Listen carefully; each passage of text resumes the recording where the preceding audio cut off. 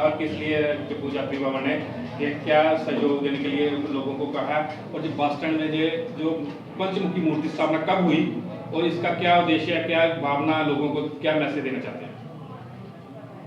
देखिए, हमारा जम्मू यात्री भवन का शुरू से लेकर आज तक केवल मात्र लोगों की सेवा कर रहा है, सनातन की सेवा कर रहा है।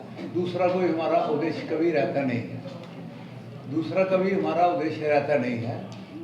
यहाँ पर मंदिर का निर्माण करने का मतलब यह है कि यहाँ पर एक सुचारू रूप से लंगर चलाने का, कि ऐसे लंगर कभी चलता है कि नहीं चलता है, लेकिन मंदिर जब बना है तो जब तक ये सृष्टि रहेगी, कि कुछ भी होगा तो मंदिर में पूजा आरती होती रहेगी, और पूजा आरती के बाद भोग लगेगा ही लगेगा। और विशेष करके हमने ये देखा है कि आज भी हमारे पास हरिद्वार में रोज़ कम से कम भी 10 लोगों का मैसेज आता है कि आज मेरा जन्मदिन है तो यहाँ भोजन कराना है, तो आप किसी को वहाँ 10, 20, 50 साधुओं को भोजन करा दो।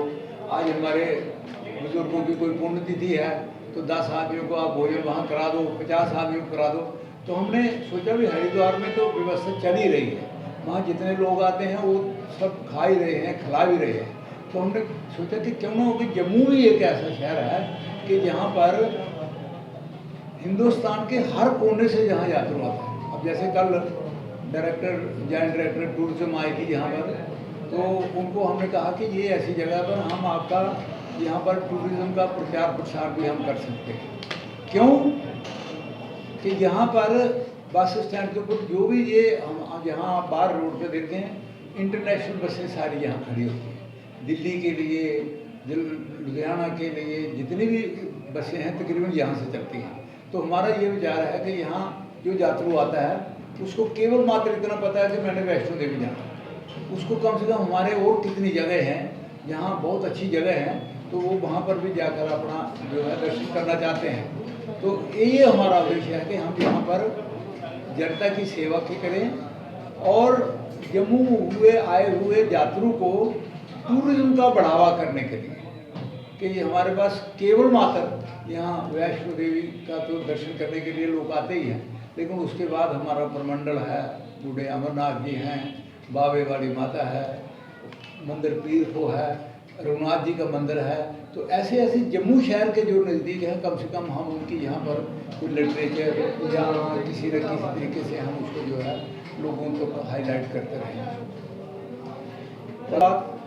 लंगर की बात ऐसे है कि भगवान का भोग लगता है तो भोग जितना बांटा जाए उतना फलदायक होता है।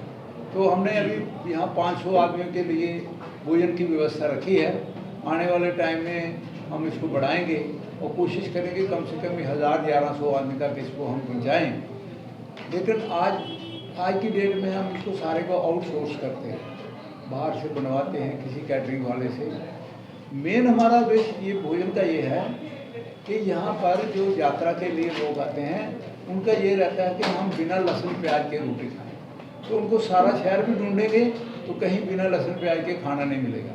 तो कम से कम एक उनके दिमाग में चला जाएगा कि हम यात्रा के लिए आए हुए हैं, तो वहाँ पर हम जो है बिना लहसुन प्याज के जो भोजन है वो वहाँ हम उसको ग्रहण कर सकते हैं। जैसे हरिद्वार में हमारा 1997 से लेकर आज तक जो लंगर चल रहा है उसमें बिना लहसुन प्याज के भोजन बनता है, ताकि जो लोग हरिद्वार गंगा स्नान के लिए जाते हैं, चाहे वो अस्थि प्रवाह के लिए जाते हैं या गंगा स्नान के लिए, तो उनकी भावना है कि यहाँ पर हम शुद्ध भोजन, शुद्ध शाकाहारी, मतलब शाकाहारी तो है लेकिन जो बिना लहसुन प्याज है उसको शुद्ध शाकाहारी बोला जाता है।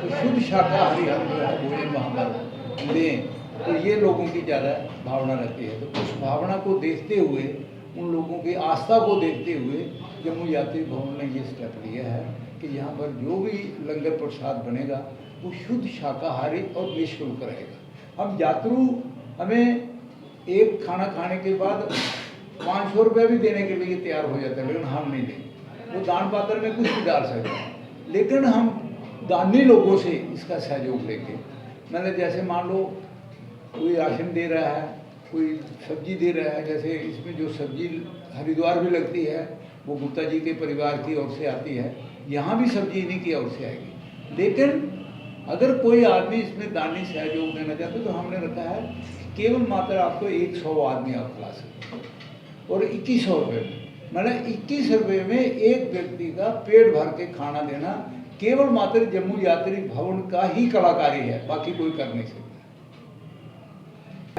निर्माण कार्य का यहाँ पर 10,000 स्क्वायर फुट की जगह बढ़ेगी, तो हमने इसके लिए 10,000 ही लोगों को इकट्ठे करना है।